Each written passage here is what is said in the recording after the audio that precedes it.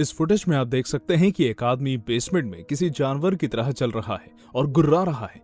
उसे देखकर ऐसा लगता है कि वो काफी गुस्से में है और यहाँ तक कि वो दरवाजा और बेसमेंट की छत को जोर जोर से बजा भी रहा है।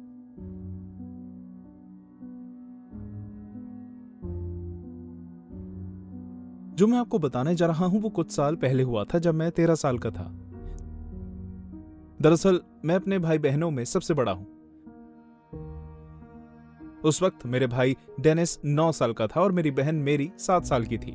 मेरा कहने का मतलब यह है कि जब वो लोग बहुत छोटे थे मैं काफी बड़ा हो चुका था और अलग तरह से बर्ताव की उम्मीद करता था।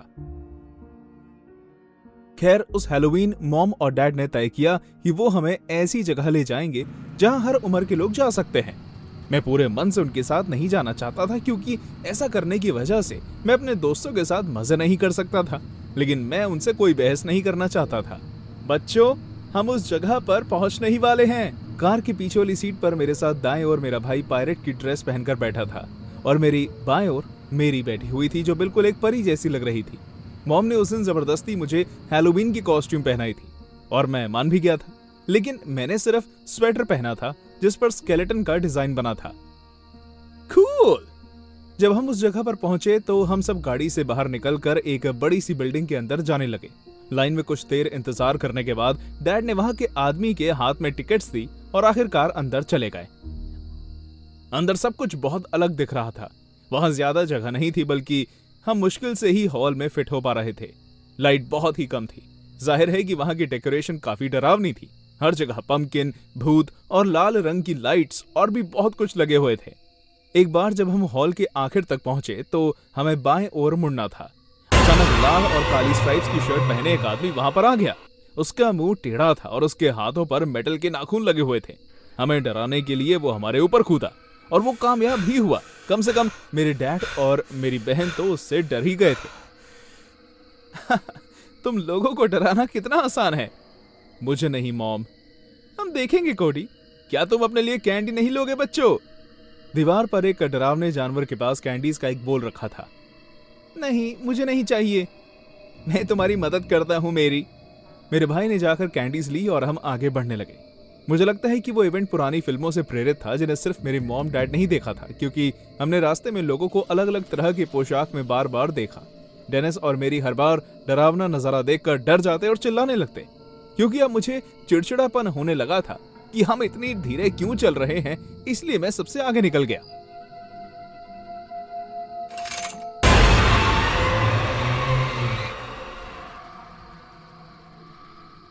तैरने का समय है कोडी। अचानक मैंने अपने पीछे अपने डैड की आवाज सुनी और उसके बाद डेनिस और मेरी की चीख। मेरी मॉम और डैड दोनों हंसने लगे। क्या वो हमारा मजाक बना रहे थे? मैंने सोचा, क्या वो मेरा मजाक बना रहे थे? क्या वो मुझे यहां इसलिए लाए थे? क्या तुम कैंडी लेने नहीं जाओगे कोडी? उन्होंने मेरे भाई से भी यही सवाल पूछा था जब वो डर गया था। जाहिर है कि वो सिर्फ मेरा मजाक उड़ा रही थी। गुस्से में आकर मैं चिल्ला पड़ा, मुझे नफरत है इस जगह से। जल्द ही मैं पीछे मुड़ा और अपने परिवार से मिलने के लिए आगे चलता रहा, लेकिन किसी को पीछे से मेरा कंधा पकड़कर रोकने में ज्यादा वक्त नहीं लगा। माफ करना, मैं जानता हूं कि ये सब चीजें अब तुम्हारे लिए नई नहीं है। हम अभी के अभी घर जा सकते हैं अगर ये सब बकवास है। हे, तुम गलत शब्दों का इस्तेमाल कर रहे हो। अब मैं बच्चा नहीं रहा। इस बार पकड़े जाने के डर से मैं पहले ही भाग गया। मैं तेजी से आसपास की हर आवाज और हरकत को नजरअंदाज करते हुए भागा, चाहे फिर बीच में कितने भी राक्षस क्यों ना आए हों। मुझे बस जल्द से जल्द वहां से निकलना था। कुछ देर के बाद मैंने देखा कि मेरे सामने एक ऐसा रास्ता था जो आम नहीं दिख रहा था और उसे किसी चीज से छुपाकर रखा हुआ था। जब मैं पास पहुंचा तो मैंने देखा कि उसके दूसरी ओर कुछ सीढ़ियां थी और एक दरवाजा भी। वो जरूर ही बाहर जाने का रास्ता होगा। मैं धीरे से अंदर गया और अंदर जाकर मैंने उस काले पर्दे को ठीक से बंद कर दिया ताकि किसी को पता ना चल सके कि मैं इस तरफ आया हूं। उसके बाद मैं सीढ़ियों से नीचे उतरने लगा और एक बड़े से मेटल के दरवाजे के सामने आकर खड़ा हो गया, जो मुझे लगा कि बाहर का रास्ता है। बिना ज्यादा वक्त इंतजार किए मैंने उस ताले को खोलना शुरू किया, लेकिन अंदर दरवाजा बंद था। नो। ये जानते हुए भी कि मेरी कोशिश नाकामयाब है, मैं कोशिश करता रहा जब तक मैं ऊब नहीं गया। वहां मुझे कुछ मिनट के बाद एहसास हुआ कि आवाज उस कमरे के नजदीक से आ रही है। क्या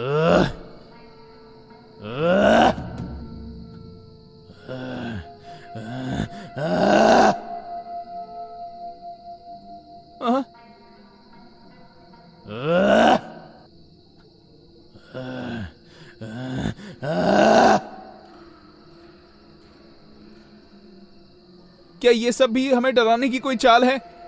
मैं उस हॉल में चलता रहा। उसके बाद मैं बाएं ओर मुड़ गया। एक बार के लिए मुझे लगा कि इसके बाद रास्ता बंद है, लेकिन दाएं ओर एक और दरवाजा था। ये वाला दरवाजा लकड़ी का बना था और पुराना था, इसलिए मैं कुछ देर की कोशिशों के बाद कामयाब हुआ। उस कमरे में चारों तरफ पुराना फर्नीचर पड़ा था, लेकिन क्योंकि वहां अभी काफी जगह थी, इसलिए मैंने आगे तक जाकर देखने का फैसला किया। मैं बस वहां से चलने ही वाला था कि अचानक मेरे सामने एक आदमी जो गंजा, पतला, फीके चेहरे वाला और बिना कपड़ों के एक दीवार के पीछे से रेंगता हुआ आया। मेरा दिल जोर जोर से धड़कने लगा। अब ये डरावना नहीं है, तुम जानते हो ना, ये बहुत ही अजीब है। ये जगह बहुत ही बेकार है। बंद करो, मैं यहां से पहले ही बाहर निकलना चाहता हूं। अचानक वो प्राणी उछलने लगा और छत पर हाथ मारने लगा। उसे इस तरह बेकाबू और गुस्से में देखने के बाद मैं बहुत डर गया, इसलिए मैं घूमा और मैंने दरवाजा खोलने की कोशिश की, लेकिन वो बंद था। शिट, नहीं नहीं, मेरे पैरों तले जमीन खिसक गई। अचानक मेरा ध्यान गया कि उस आदमी ने गुर्राना बंद कर दिया है, और तभी मैं अपने दाएं ओर बनी शेल्फ के पास गया ताकि मैं उसे टाप कर वहां से उस प्राणी का सामना किए बिना निकल सकूं।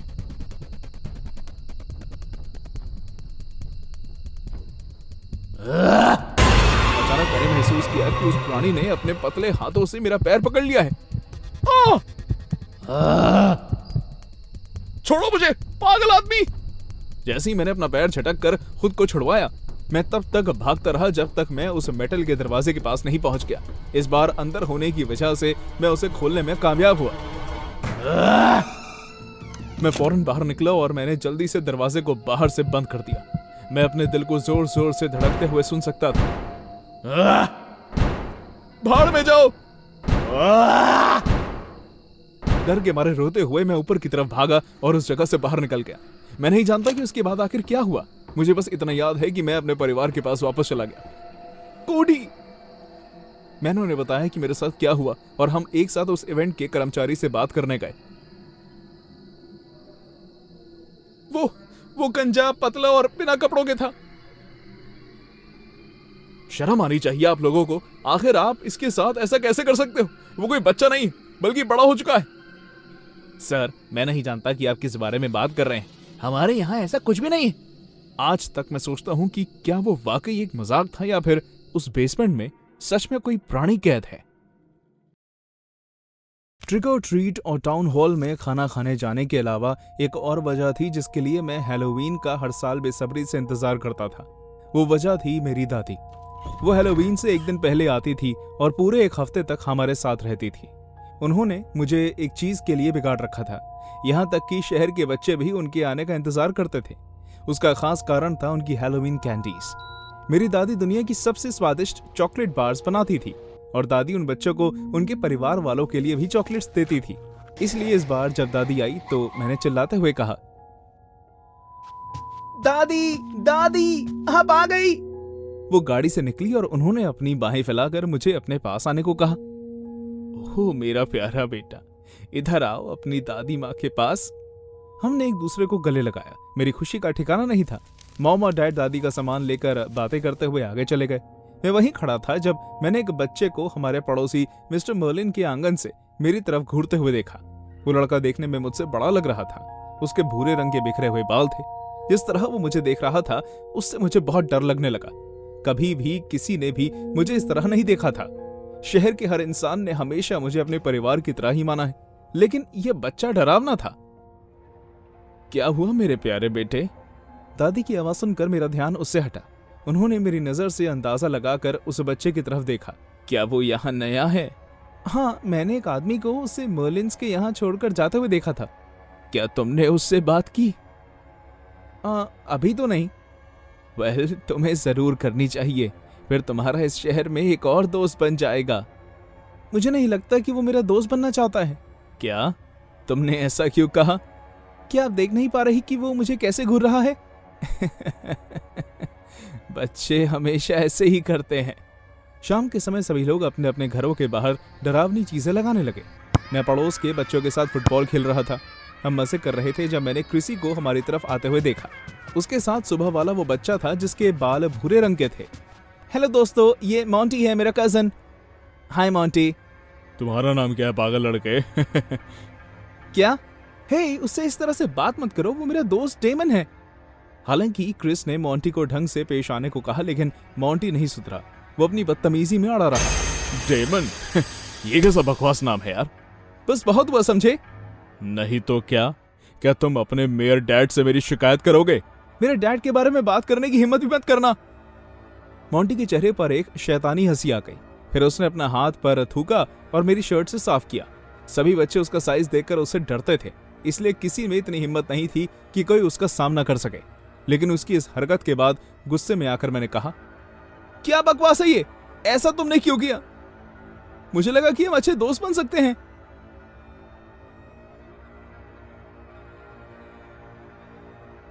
ऐसा कहते हुए उसने मुझे धक्का दिया और मैं पीछे पड़े पानी और कीचड़ के ढेर में जा गिरा। कीचड़ वाले पानी में गिरने की वजह से मैं पूरा गंदा हो गया।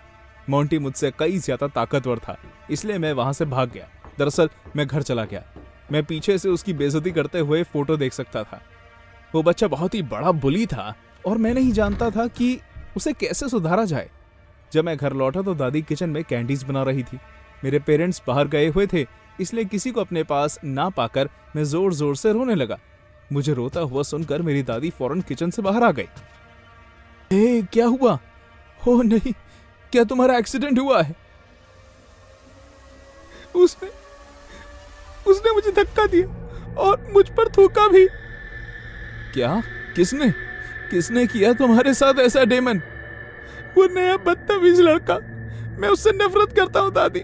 आज तक किसी भी बच्चे ने मेरे साथ ऐसा बर्ताव नहीं किया। अब मुझे उसका दोस्त नहीं बनना। मैंने दादी को गले लगाया और फिर जोर जोर से रोने लगा। उन्होंने मुझे शांत किया और कहा, फिक्र मत करो, वो तुम्हारे साथ अच्छा बर्ताव करेगा। मैं उससे बात करूंगी। क्यों ना तुम आज रात उसे खाने पर बुला लो। क्या?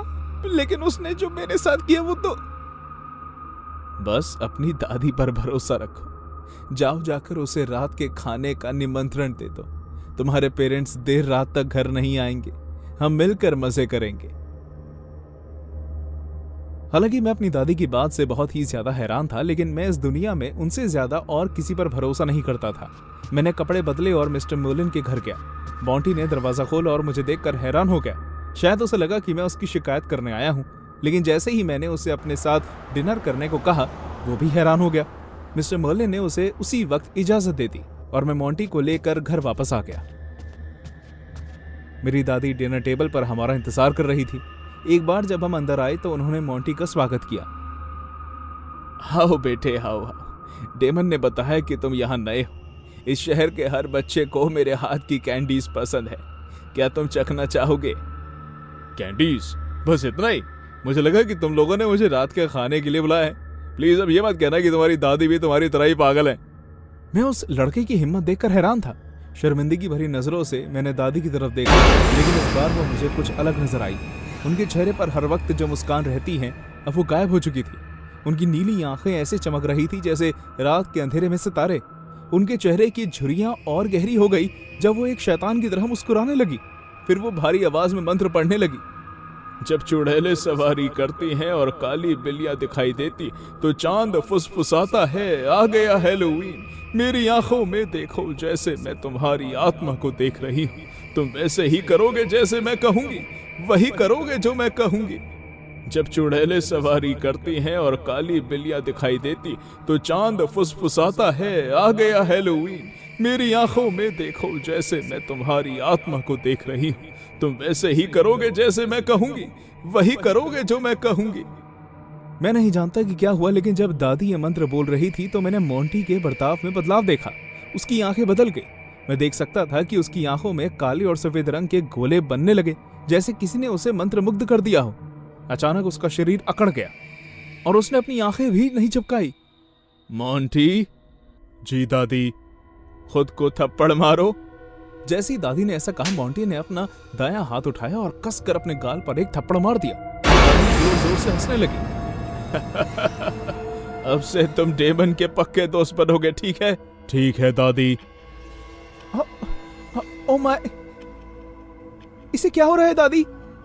दादी मेरे पास आई, उन्होंने मेरा गाल खींचा और कहा, अब वक्त आ गया है कि तुम जान लो कि आखिर तुम कौन हो। आओ मेरे साथ। जब तक हम वापस नहीं आ जाते तुम किचन के सारे बर्तन धो दो, समझे? जी दादी। मेरा सर दर्द से फटा जा रहा था। मैं एक एक शब्द सुनकर हैरान था। मोंटी किचन में गया और किसी मशीन की तरह बर्तन साफ करने लगा। मैं दादी के पीछे पीछे बेसमेंट में गया। मुझे कुछ उबलने की आवाज आ रही थी और उसी के साथ साथ एक बहुत ही तेज बदबू भी। मॉम कभी भी मुझे बेसमेंट में नहीं जाने देती थी।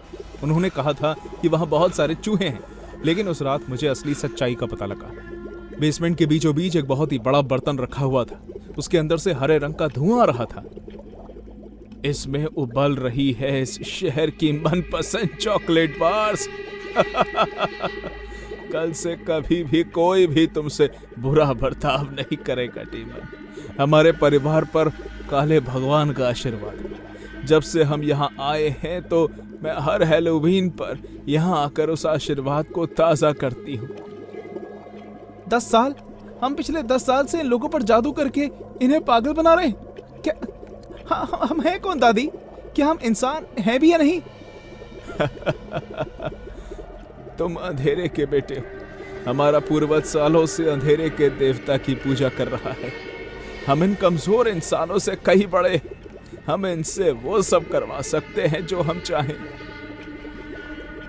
मुझे अपने कानों पर भरोसा नहीं हो रहा था। ये सब एक सपने की तरह था। अब मुझे समझ में आ रहा था कि इस शहर में कोई हमसे पंगे क्यों नहीं लेता था।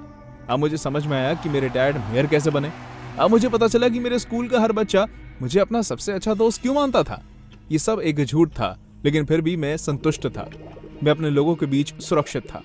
हम इस शहर में सुरक्षित हैं, इसलिए हम 10 साल पहले आकर यहाँ बस गए थे और तब से हम इस छोटे से शहर पर राज कर रहे हैं। हैलोवीन मुबारक हो।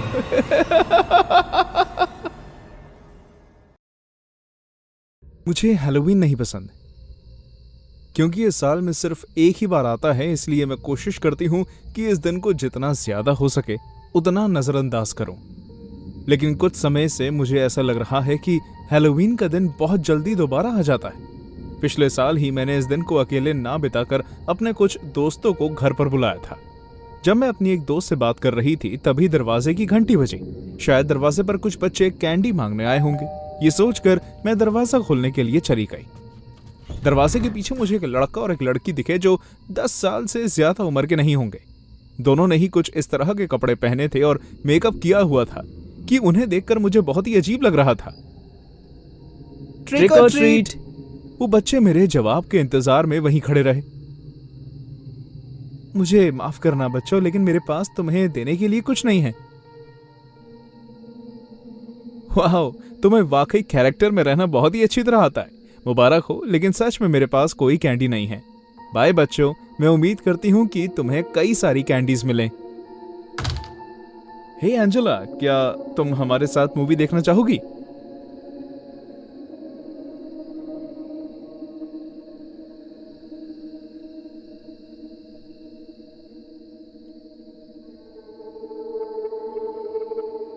क्या? मैंने जब खिड़की की तरफ देखा तो मुझे 2 छोटे छोटे सर निकलते हुए दिखाई दिए। ये वही बच्चे थे जो मुझे अभी दरवाजे पर दिखे थे। वो मेरी तरफ घूर रहे थे। उनकी बड़ी बड़ी आंखें मुझे एक शिकार की तरह देख रही थी। मैं जानती थी कि आखिरकार वो बच्चे ही हैं, लेकिन मैं उनको इस तरह से देखकर डर गई थी। कुछ तो गड़बड़ थी। मैं उन्हें खिड़की के पास से भगाने के लिए आगे गई, लेकिन एली ने मुझे रोक लिया। एंजेला, क्या हुआ? क्या कोई बात है? एलिन, क्या तुमने खिड़की पर उन बच्चों को देखा? ये वही बच्चे हैं जो अभी दरवाजे पर आए थे। हाँ, और वो बच्चे दिखने में कैसे थे? एक लड़का था और एक लड़की। उन दोनों ने मेकअप किया। उन्होंने द ग्रज मूवी वाले कपड़े पहने हुए थे, है ना? हाँ, बिल्कुल सही कह रही हो, ठीक उसी मूवी की तरह। क्या तुमने उन्हें देखा? क्यों ना तुम अपने कमरे में जाकर आराम कर लो। तुम काफी थकी हुई लग रही हो एंजेला। हाँ, तुम सही कह रही हो सकता है ऐसा करने से जल्दी ये दिन बीत जाए। जब मैं अपने कमरे में पहुंची तो मैं बहुत ही थका हुआ महसूस कर रही थी। मुझे बच्चे पसंद हैं, लेकिन हैलोवीन मुझे बिल्कुल भी पसंद नहीं। मैं नीचे लेटी। मैंने अपने शरीर को शांत किया और अपने माइंड को रिलैक्स करने की कोशिश की। ट्रिक और ट्रीट। मैं बच्चों की आवाज सुनकर उठ गई जब उन्होंने कहा ट्रिक और ट्रीट। वो मेरे बिस्तर से सिर्फ 2 कदम की दूरी पर थे। मैंने अपनी आंखें मसलने की कोशिश की, लेकिन मेरी बाजू में कोई ऐसी दिक्कत आ गई जिसकी वजह से मेरा हिलना तक बंद हो गया और मैं कुछ नहीं कर पाई। वो बच्चे धीरे धीरे मेरी तरफ आने लगे। मैंने अपनी पूरी जान लगाकर जोर लगाने की कोशिश की, लेकिन दर्द बहुत तेज था। वो बच्चे आधे रास्ते तक आ चुके थे। मुझे कुछ तो करना ही था, लेकिन मैं नहीं जानती थी कि मैं खुद से क्या करूं। लेकिन जो भी होगा बहुत ही भयानक होगा। मेरा शरीर बहुत जोर से दुख रहा था और मैं सांस नहीं ले पा रही थी। वो अब तक मेरे पास आ चुके थे। आखिर वो मेरे साथ क्या करने वाले थे? वो मुझे क्यों देख रहे थे? अचानक मुझे एक बच्चे की जोर जोर से रोने की आवाज आने लगी। ऐसा लग रहा था जैसे उस बच्चे की आवाजें मेरे कानों में छेद कर रही हूं, लेकिन मैं किसी तरह खुद को समझाया।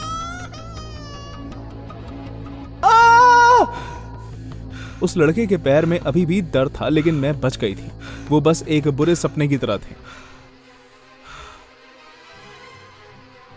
ट्रिक और ट्रीट। आखिर हो क्या रहा था?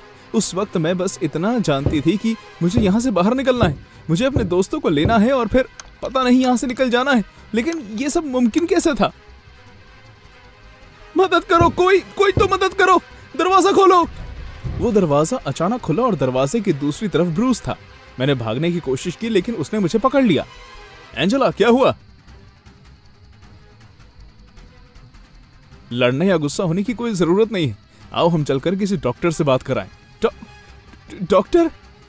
मेरा मतलब है कि एलीन से। चलो चलते हैं। ब्रूस मुझे किचन में ले गया, जहां एलीन बैठी हुई थी, मेरा इंतजार कर रही थी। मैं जाकर कुर्सी पर बैठ गई, लेकिन वो मेरे पीछे खड़ा रहा। क्या सब कुछ ठीक है एंजेला? वो बच्चे अभी दरवाजे पर थे, लेकिन फिर उसके बाद खिड़की पर आए और फिर उसके बाद मैंने उन्हें अपने सपनों में देखा, लेकिन जब मैंने आंखें खोली तब भी वो मेरे पास ही थे।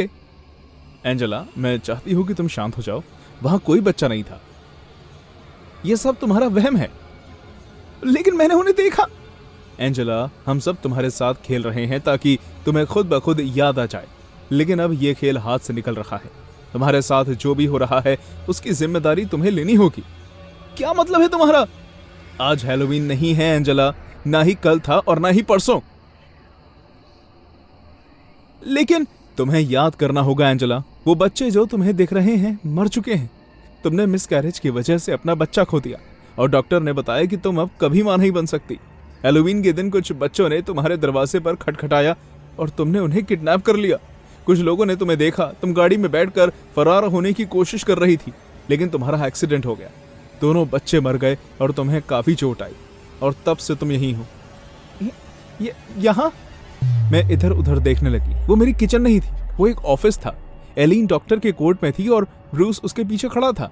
उसने सफेद रंग के कपड़े पहने हुए थे और उसके बैच पर लिखा था सुरक्षाकर्मी। नहीं, मैं घर पर नहीं हूं। तुम्हें आराम करने की जरूरत है एंजेला। कल हम इस सपने के बारे में और ज्यादा बात करेंगे। ब्रूस सोने में इनकी मदद करने के लिए इन्हें सेडेटिव दे दो। कंफ्यूज होकर मैंने ब्रूस की तरफ देखा और उसने मेरी बाजू पर कोई इंजेक्शन लगा दिया, और उसके बाद अचानक मुझे नशा चढ़ने लगा। ब्रूस ने मुझे उठाया और मुझे अपने कमरे में ले जाने लगा। रास्ते में मैंने डाइनिंग रूम देखा, लेकिन वो वैसा नहीं था जैसे मुझे याद था। मेरे दोस्त जो मूवी देख रहे थे वो दरअसल दूसरे पेशेंट्स थे जो बैठकर कार्टून देख रहे थे। जो लोग टेबल पर बैठे थे वो बातें नहीं कर रहे थे, बल्कि दीवार की तरफ बस घूर कर देख रहे थे। जब हम मेरे कमरे में पहुंचे तो जैसे मैंने देखा था वो उससे कई ज्यादा छोटा था। ब्रूस ने मुझे बिस्तर पर लेटाया और नींद के नशे में मैंने अपनी आंखें बंद कर ली। क्या आपको लगता है कि जेल जाने से बचने के लिए ये सब नाटक कर रही है? मुझे नहीं लगता। इसके कई सिम्टम्स ऐसे हैं जो पागलपन के दौरे की बीमारी जैसा लगते हैं। डॉक्टर, आपको ये देखना चाहिए। क्या हुआ? मुझे देखने दो।